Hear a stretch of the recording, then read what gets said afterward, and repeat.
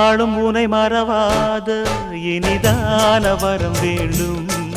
உறவாலும் உடல் உயிராலும் பிரியாத வரம் வேண்டும்.